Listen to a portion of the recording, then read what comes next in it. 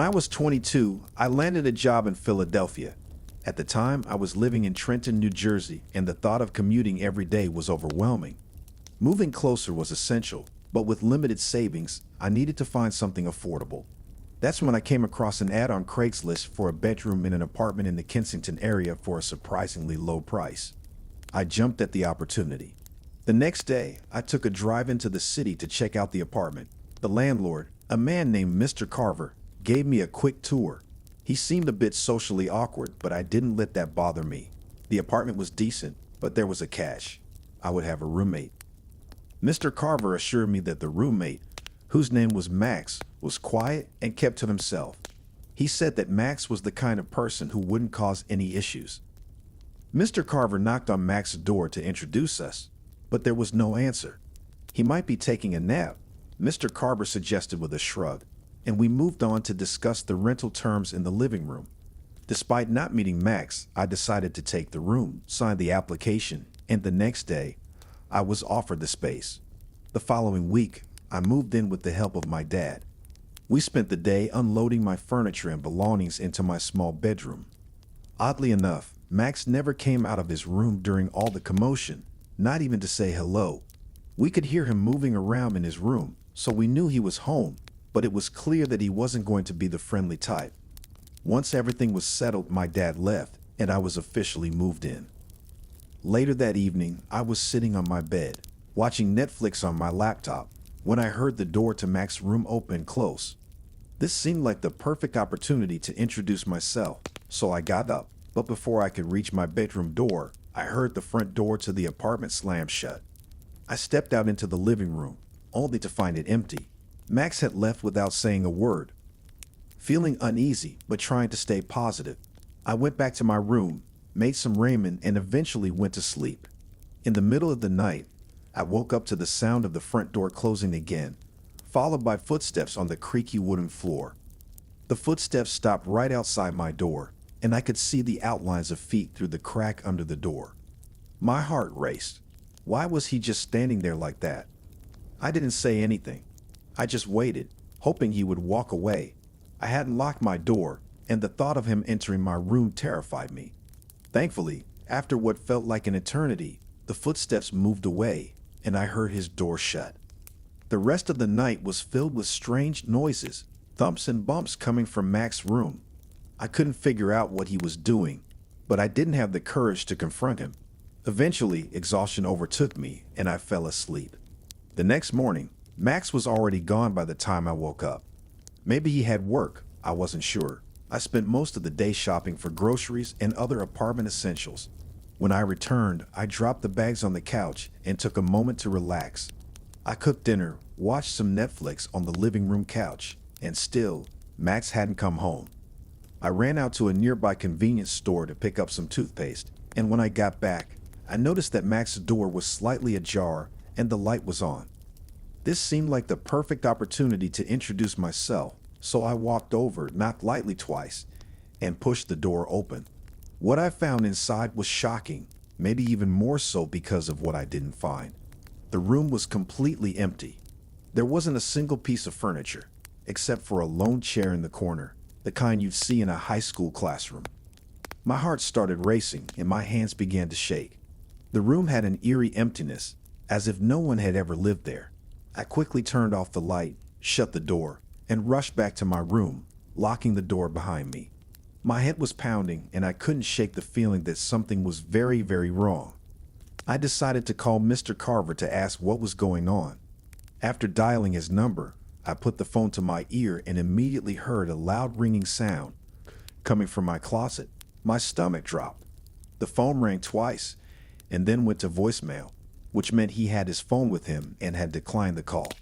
I suddenly realized a horrifying truth. Mr. Carver was likely in my closet.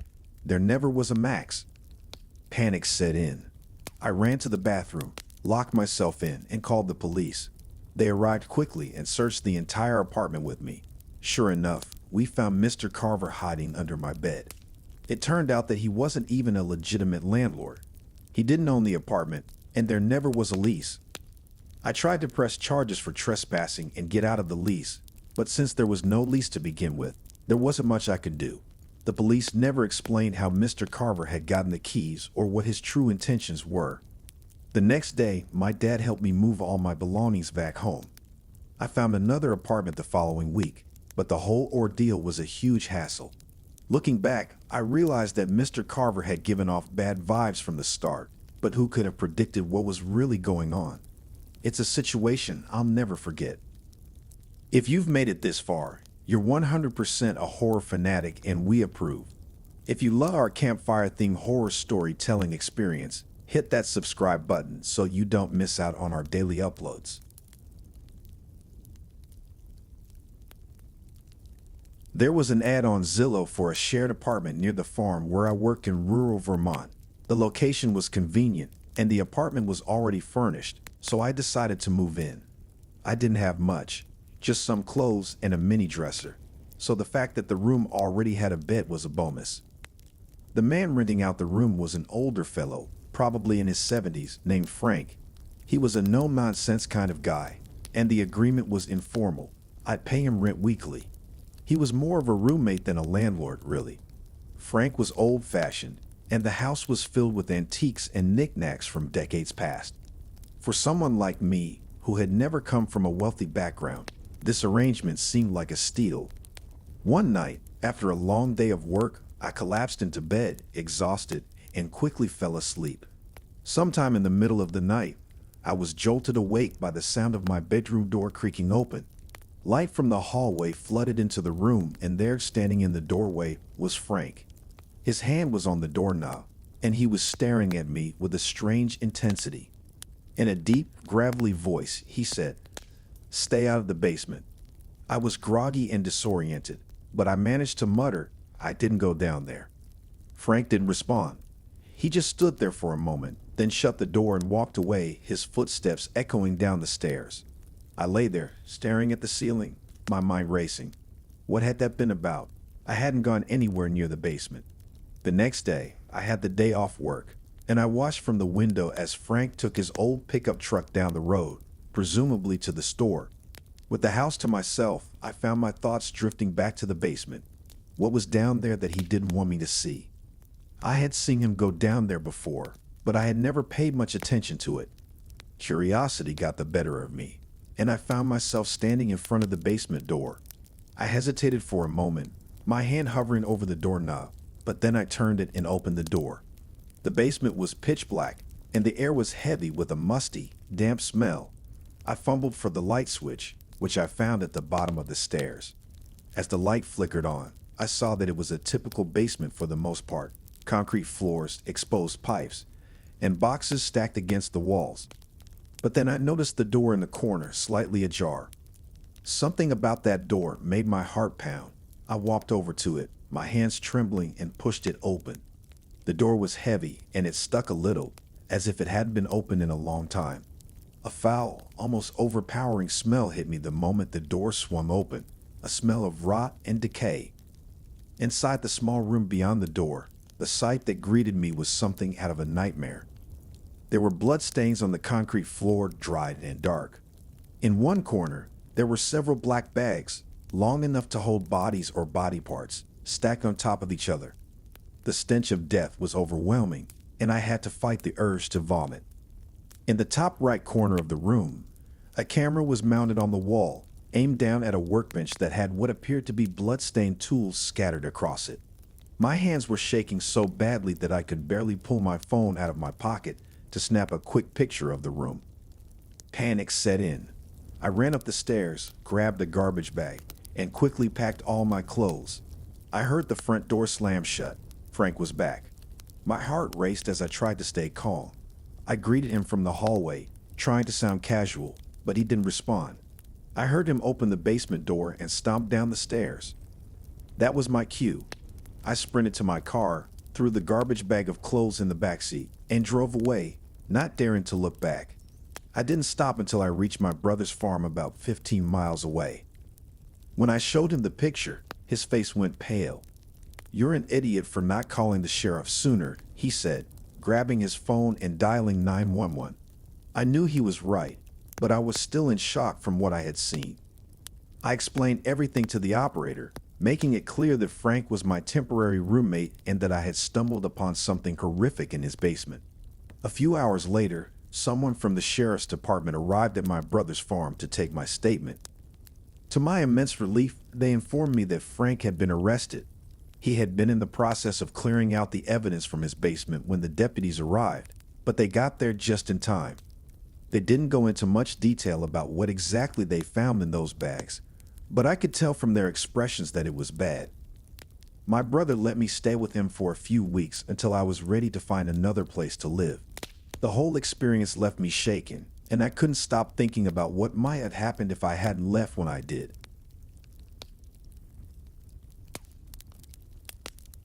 If you've ever been to college, you probably remember that feeling of walking into your dorm for the first time and meeting your roommate, the person you're supposed to share a living space with for the next year, maybe even 4. I certainly remember mine.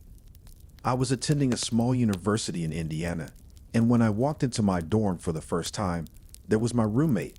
He had pale skin, black hair, glasses, and a slightly feminine tone to his voice. There was nothing wrong with any of that, but he immediately struck me as the type who would spend most of his time gaming, someone I wasn't sure I'd vibe with. I'll call him John for the purpose of this story. From the moment I shook his hand, I was put off by the limp, lifeless handshake he gave me. It was like holding a dead fish. I decided to leave the room to go meet some of the other kids on our floor, hoping to find people I'd connect with better. Sure enough, I hit it off with some of the others almost immediately. That first night was spent mostly unpacking and trying to get to know John a little better. It wasn't that he was mean or anything. He just didn't seem to know how to hold a conversation. I'd ask him questions, and he'd give me one-word answers or responses that barely made sense. He even went to bed really early, shutting off his lamp at like 10 o'clock. No one had classes the next day, so I found it odd. I put in my headphones and watched videos on my phone until around midnight before going to sleep. The next morning, a few of us from the floor went to the dining hall for breakfast together. When I got back to the room, I noticed that my duffel bag had been moved. John was sitting on his bed, pretending not to notice me. I went through my bag to see if anything was missing, but I couldn't put my finger on what was wrong. The bag just seemed lighter. I straight up accused John of going through my bag, and he denied it with an aggressive tone. There wasn't much I could do. I didn't have any proof. But from that moment on, I couldn't shake the feeling that something was off about him. That night, I invited John to join me and some of the other kids from the floor, but he declined, claiming he wanted to get on top of his schoolwork as soon as possible. So I went out, and when I got back, John was fast asleep. It was late, so I just went straight to bed. A heavy storm rolled in that night, and I woke up to the sound of thunder crashing. I was too comfortable to roll over and look outside, but even with my eyes closed, I noticed the constant flashing from the lightning. Oddly, it was almost soothing and helped lull me back to sleep. The next morning, I noticed that my backpack had been moved and it was open. I didn't accuse John this time. Instead, I decided I'd stay up that night and see what he was doing. That evening, the storm continued, and I stayed on my phone for a long time, listening to the rain pattering against the window. Around 1 or 2 a.m., I flipped onto my side, pretending to be asleep. The flashes of light continued, but something didn't feel right. There were too many flashes, too frequent. I turned to my other side and saw John sitting upright in his bed, his phone in his hand. As soon as I moved, he quickly put his arms down. Suddenly, all those flashes made sense. It wasn't lightning. It was him taking pictures of me. I played dumb and asked, "What are you doing?" He stuttered, saying he couldn't sleep, but I didn't believe him. The next day, I told some of the other kids on the floor about it and how weird John had been acting. They suggested I request a room change, and I agreed.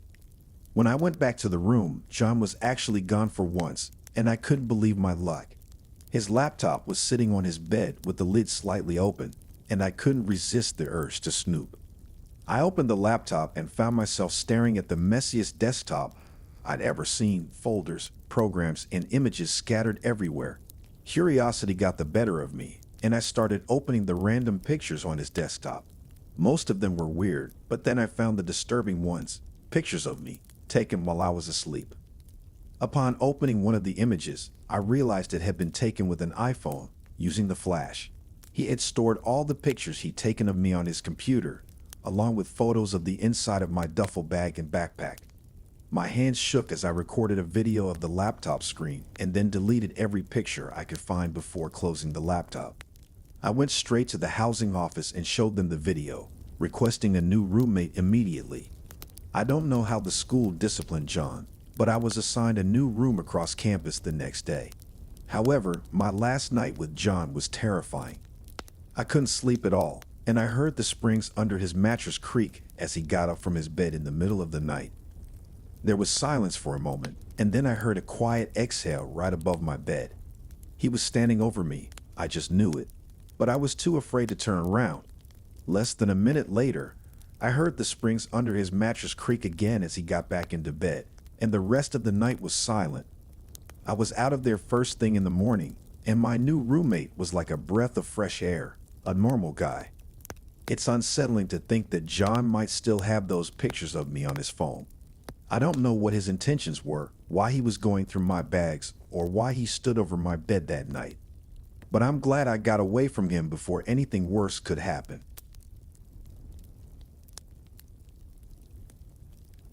When I moved out of my parents' house, my dad's friend Sarah was subletting her apartment in a small town in Wisconsin. She had 2 bedrooms and offered me a good deal, but there was a catch. I'd have to share the place with an older woman she had found to help cover the rent. Sarah was tight on money, and I understood, so I agreed. The day I moved in, Sarah introduced me to the woman, who was named Betty. Betty was around 60 years old, and it felt a bit odd knowing I'd be living with someone who could almost be my grandmother. The apartment was already furnished, so I only needed to bring my bed and dresser. The weirdness started on the second night. I was watching TV in the living room when I noticed Betty's head peeking out from behind the hallway wall, staring at me intently. She started muttering strange, faint noises that I couldn't make out.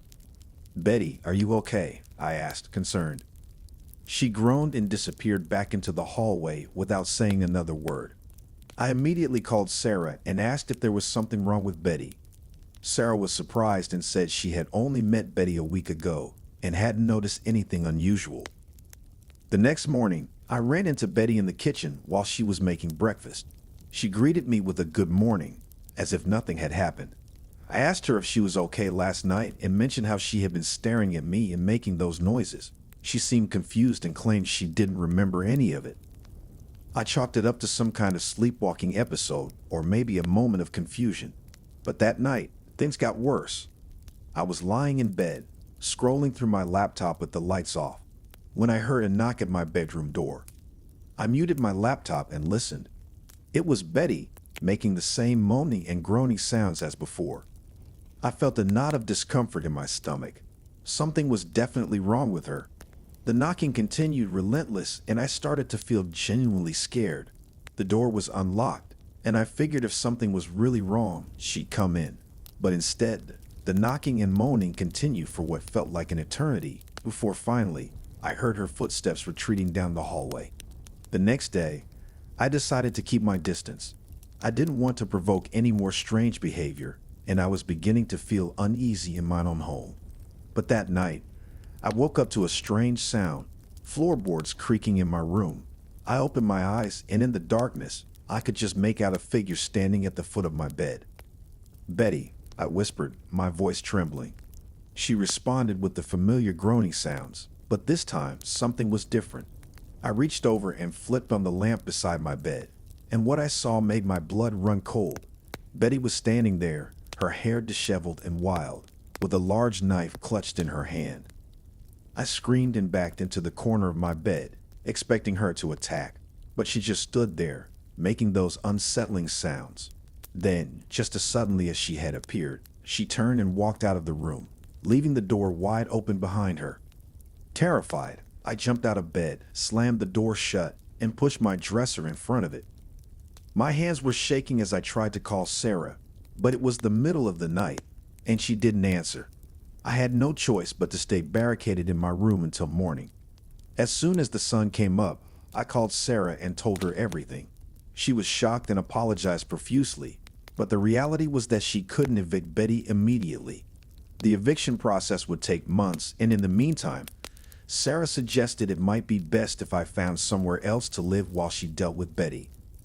Sarah did some research, and we eventually determined that Betty likely had a severe case of sundowning syndrome, a condition that causes confusion and aggression in the evening hours.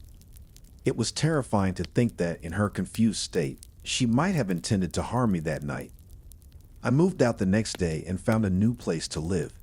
The experience left me shaken, and I still get chills when I think about that night. Betty's vacant stare, the knife in her hand, it's an image that's burned into my memory forever.